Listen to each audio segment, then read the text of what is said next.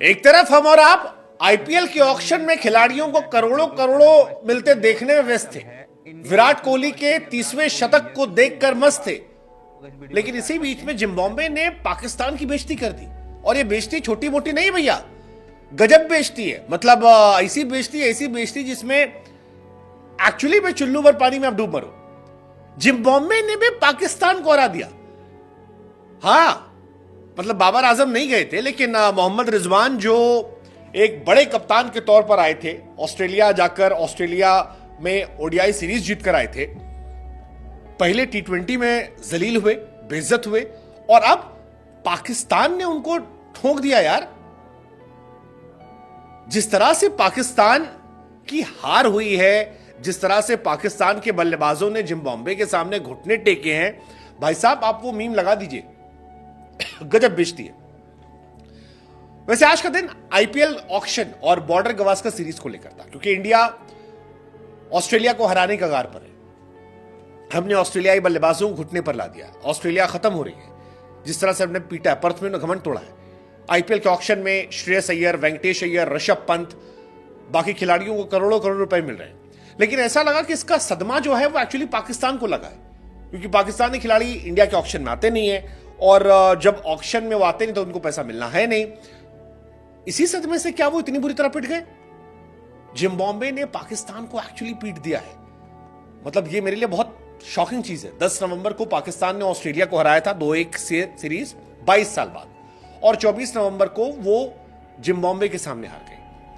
Memes बनने शुरू हो गए कि भाई बाबर भाई को ले आओ, बाबर भाई जिता देंगे। जिम्बाब्वे ने अच्छा ये भी नहीं क्लोज हराया हो, कि एक होता है कि आप क्लोज गए, एक तरफा मुकाबला हुआ, एंड तक गया, फंसा, 80 रन से ठोका भाई। 68 पर पाकिस्तान के 6 विकेट गिर गए थे। पाकिस्तान की बिल्कुल वही कहानी यार। मतलब आप जब इस टीम से उम्मीद करते हो तो ये टीम आपको बेइज्जत करती है। जब इस टीम की आप बेइज्जती करते हो तो ये आपको सरप्राइज करती है।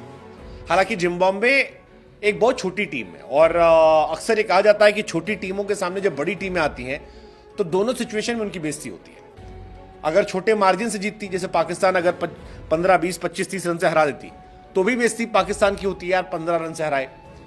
लेकिन अगर आप एक तरफा मुकाबले में हार जाओ तो फिर गजब की बेइज्जती होती है, और पाकिस्तान अनप्रेडिक्टेबल रही है। जिम्बाब्वे ने पहले बैटिंग की, 40 ओवर में 205 रन बनाए 40 ओवर में। इसके बाद पाकिस्तान बैटिंग करने आई। पाकिस्तान ने 21 ओवर बैटिंग की, यानी आधा मैच बैटिंग किया था पाकिस्तान ने, और आधे मैच बैटिंग करने के बाद 60 रन पर 6 विकेट गंवा दिए। डकवर्थ लुईस मेथड से पाकिस्तान 80 रन से हारा है। वैसे ऐसा हो सकता था कि पाकिस्तान और बुरा हारता, क्योंकि 60 पे 6 हो गए थे, ऊपर के सारे 6 चले गए थे। सारे सूरमा जो थे वो बड़े बड़े वो गायब हो चुके थे बारिश आने के पहले। सैम अयूब 11 रन, अब्दुल्ला शफीक, यार ये तो परमानेंट ओपनर है यार। सैम अयूब तो पीएसएल का टैलेंट है। यशस्वी जायसवाल से तुलना हो रही थी। जायसवाल हमारा ऑस्ट्रेलिया में पटक पटक के मार रहा है। मिचेल स्टार्क की आंख में आंख डाले कह रहा है कि अबे बहुत स्लो हो तुम, और यहां सैम जिम्बाब्वे के सामने स्ट्रगल कर रहे हैं। अब्दुल्ला शफीक 1 रन बना गए, कामरान गुलाम 17 बना गए हैं, आगा अली सलमान वाइस कैप्टन बनाए गए हैं, 4 रन बना गए। हसीबुल्ला साहब जो है वो खाता नहीं खोल पाए, 0 पे आउट हो गए। एक रिजवान इज्जत बचा रहे थे, कोशिश कर रहे थे। रिजवान जब टॉस हुआ तो कहे कि टॉस जीते हैं, ओवरकास्ट कंडीशन को यूज करेंगे, लेकिन भाई साहब जिम्बाब्वे ने उनको गजब से बेइज्जती कर दिया। मतलब क्या ही कहा जाए।